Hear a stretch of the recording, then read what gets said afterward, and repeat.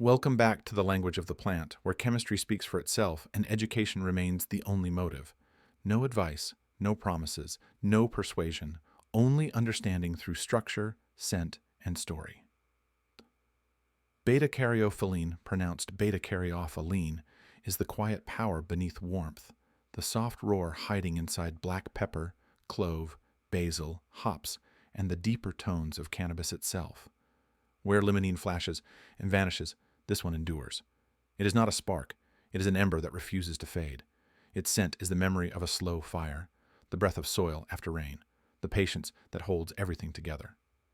At its molecular core, beta-caryophyllene is heavy, built from three connected isoprene units that form a complex, ring-locked structure. The strain inside its four-carbon square, a rare cyclobutane ring, creates a tension that stabilizes it. That tension is the secret behind its voice, resilient, steady, immune to the quick evaporation that steals lighter terpenes away. While most compounds flee under heat, this one stays put, gripping the resin walls of the trichome like a signature written in oil. Its mass gives the aroma a pulse that can't be mistaken for brightness. It hums instead of shouts. During flowering, beta-caryophyllene emerges as a sign of maturity. It does not show up early to announce youth. It arrives when the plant begins to turn inward, shifting from growth to defense. The biosynthetic pathways that create it respond to time, temperature, and microbial conversion in the soil. As stress mounts and energy redirects, the plant folds carbon into this heavier form, sealing resilience into fragrance. What begins as survival becomes communication. The scent that deters an herbivore becomes the warmth that invites human familiarity. That paradox is what makes this molecule so compelling. It protects by connecting. Human history has followed that warmth across centuries. Long before the chemistry had a name, people reached for it instinctively. The spice that anchored food, the oil that calmed, the smoke that marked celebration or healing. Every kitchen, every ritual flame, every harvest table already knew this compound by intuition. Beta-caryophyllene is cultural gravity. It draws experiences inward, asking people to slow down and gather around scent the way a flame gathers moths. What truly sets it apart, however, is that it doesn't stop at the boundary of smell. Among all known plant aromatics, beta-caryophyllene is the only one known to bind directly with the body's CB2 receptor, the same biological channel involved in balance and immune regulation. It is a bridge between worlds, a volatile oil that crosses into receptor chemistry. When that connection happens, the molecule stops being just scent. It becomes signal, a natural handshake between plant and body. This is not mysticism. It is interaction.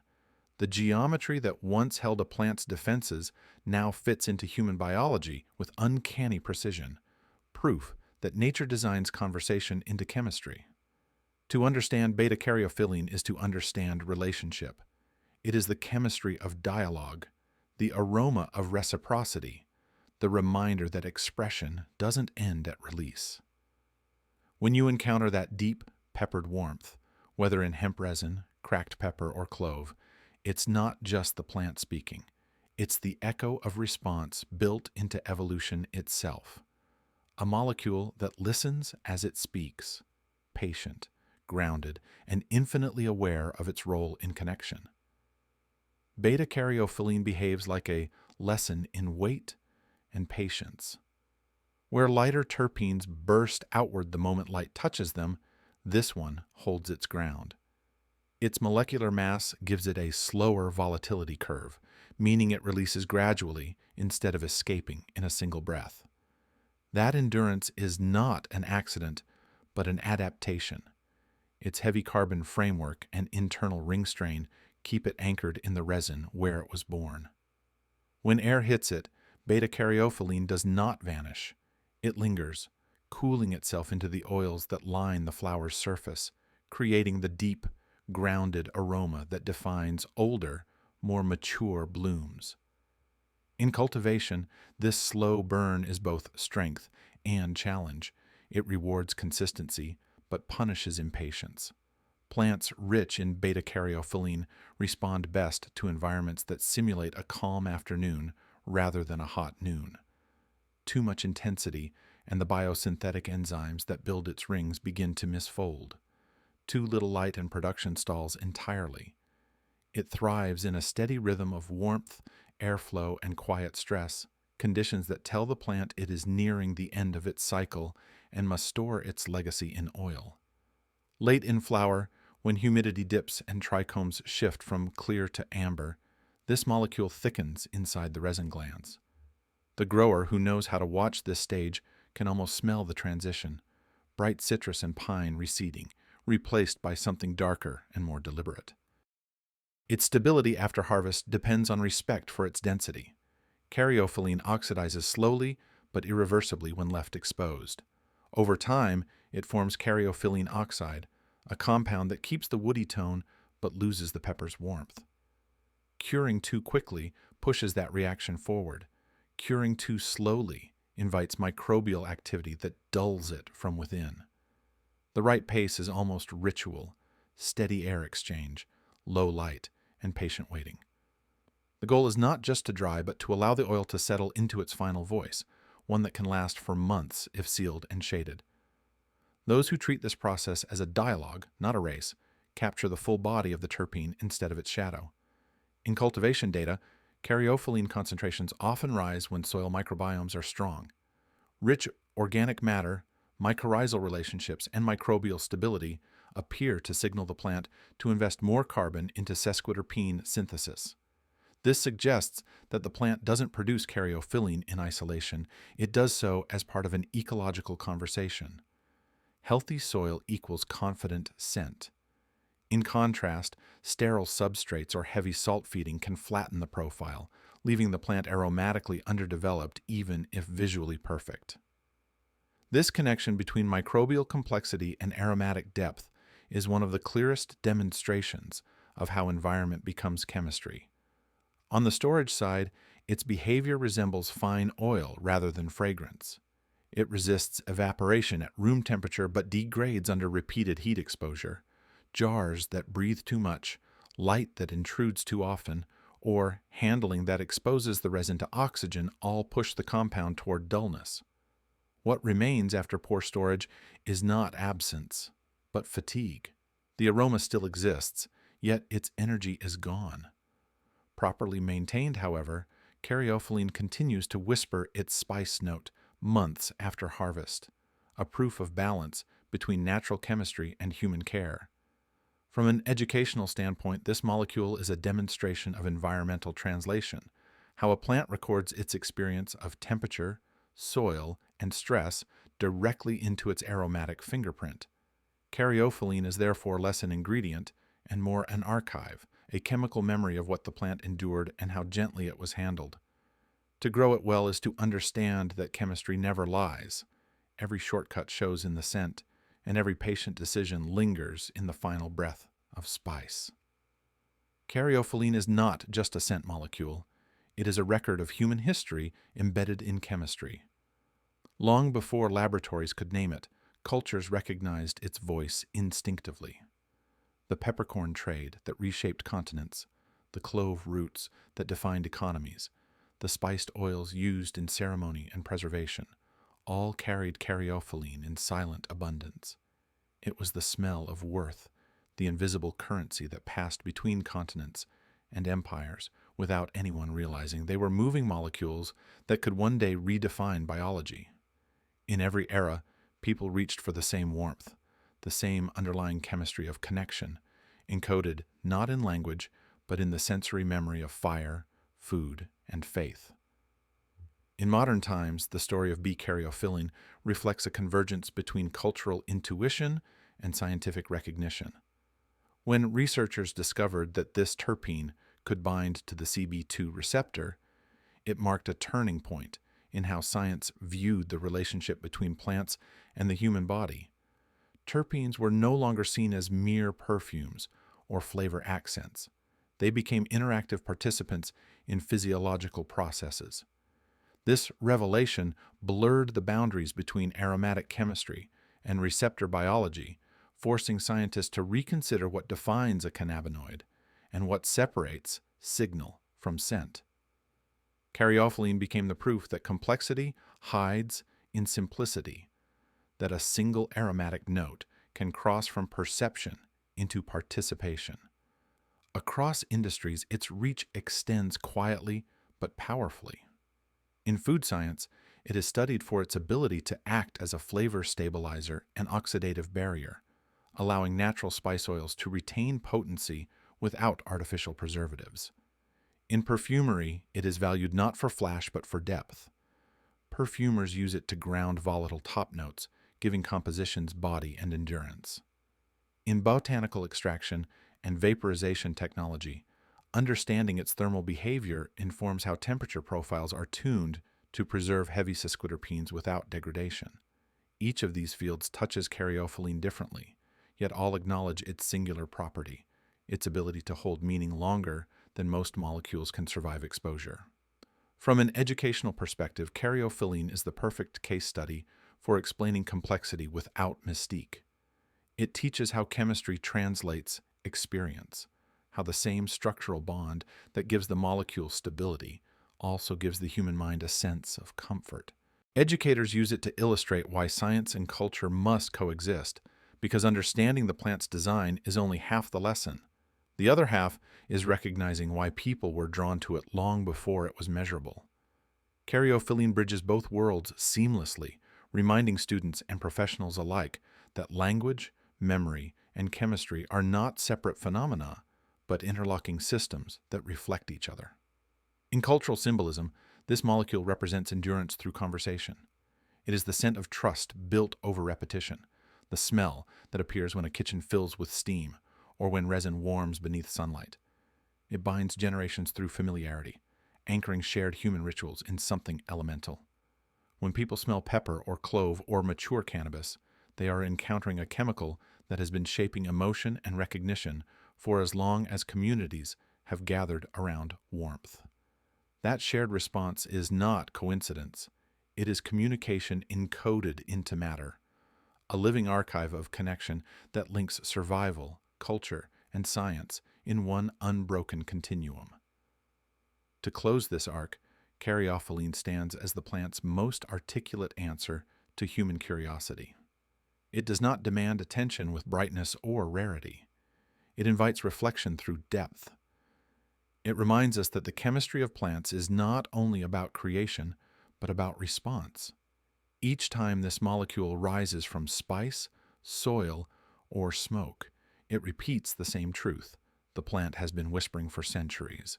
Connection is not an outcome of chemistry. It is the reason chemistry exists at all. In cultural symbolism, this molecule represents endurance through conversation. It is the scent of trust built over repetition, the smell that appears when a kitchen fills with steam or when resin warms beneath sunlight. It binds generations through familiarity, anchoring shared human rituals in something elemental. When people smell pepper or clove or mature cannabis, they are encountering a chemical that has been shaping emotion and recognition for as long as communities have gathered around warmth. That shared response is not coincidence. It is communication encoded into matter, a living archive of connection that links survival, culture, and science in one unbroken continuum. To close this arc, caryophyllene stands as the plant's most articulate answer to human curiosity. It does not demand attention with brightness or rarity. It invites reflection through depth. It reminds us that the chemistry of plants is not only about creation, but about response. Each time this molecule rises from spice, soil, or smoke, it repeats the same truth the plant has been whispering for centuries. Connection is not an outcome of chemistry. It is the reason chemistry exists at all. Caryophyllene represents the moment chemistry becomes communication. It is a molecule that doesn't just drift through the air, but crosses thresholds: olfactory, biological, symbolic.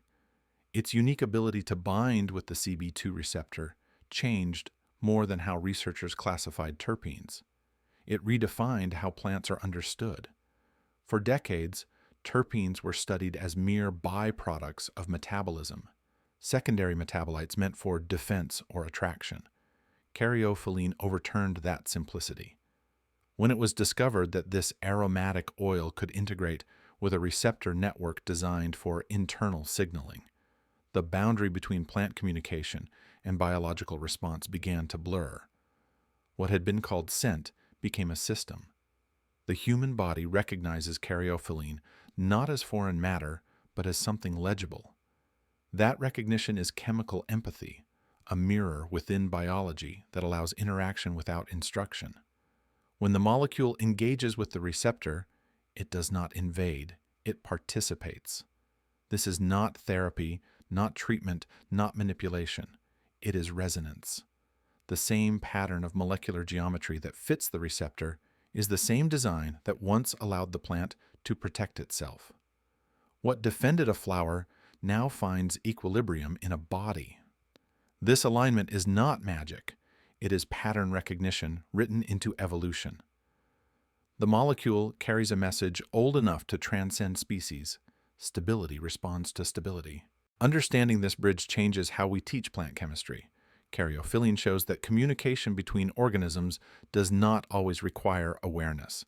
A plant doesn't know we exist, yet it creates compounds we are wired to interpret. This parallel design suggests that chemistry is not random but relational, that evolution favors interaction over isolation. Each terpenoid, alkaloid, and flavonoid becomes a sentence in a language nature has been refining through repetition and necessity. Caryopyllene's ability to connect to the endocannabinoid network is one of the clearest examples of that language in action, a shared grammar between kingdoms.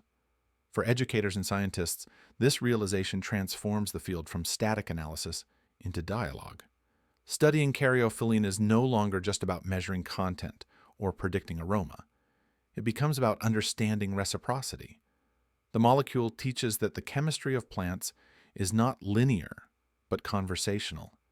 Each compound formed as both expression and response. Even its presence in other spices, pepper, clove, basil, reveals an evolutionary chorus of repetition. Different species arrive at the same molecular solution because they share the same environmental question: how to endure, how to communicate, how to persist. Culturally, this understanding reframes the human relationship with scent. What people perceive as comfort, depth, or calm is not an illusion of mind, but a continuation of interaction at the molecular level. When caryophyllene enters perception, it engages memory, emotion, and recognition all at once. It's not altering the self, it's reminding the self that connection predates consciousness. The same way soil and root exchange information through mycorrhizal networks, the human nervous system and plant metabolomy echo one another through shared molecular architecture. That is the biological bridge, a recognition that chemistry is not separate from life, but its oldest conversation. The modern cannabis field often talks about entourage effects and synergy, but caryophyllene predates those buzzwords. It is the original collaborator, a molecule that built its own alliance between scent and signal. In doing so, it exposed how reductionist thinking fails to capture the intelligence of chemistry. Each compound in isolation can be described, quantified, and categorized, but it is in combination, in communication, that meaning emerges.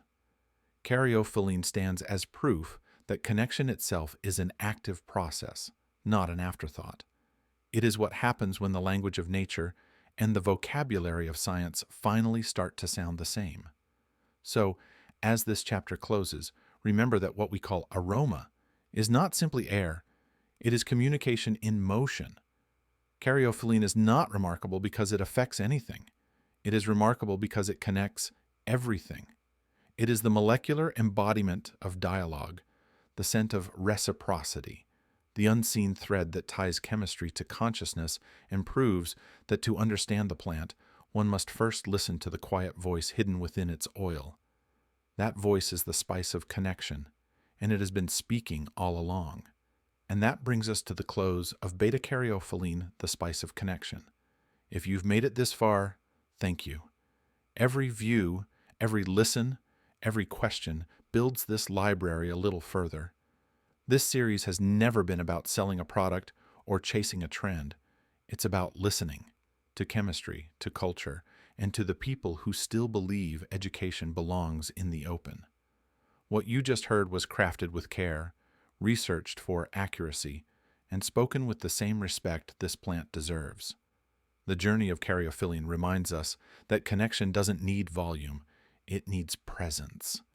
Whether it rises from pepper, resin, or thyme, this molecule is proof that communication lives in the quiet exchange between systems. That's where the truth of the plant has always been waiting. Before we part, a reminder. This content is for educational and informational purposes only. It does not promote or encourage the use, sale, or cultivation of cannabis where prohibited by law. Always follow local, state, and tribal regulations and consume responsibly where legal to do so. The purpose here is understanding, nothing more and nothing less. All narration, writing, and sound design you've heard are original to Canna Intel 420. All visuals were selected under royalty-free or editorial license solely to illustrate the science and culture behind the story. No third-party music or copyrighted content appears in this work. Everything you experience here belongs to Canna Intel 420, the language of the plant. I appreciate every single one of you who chooses learning over noise. If you'd like to help this project grow, share what you've learned, leave a comment, and tell me which molecule or idea you'd like to explore next. Until then, stay curious, stay grounded, and remember, the language of the plant is older than us, but it still has more to say.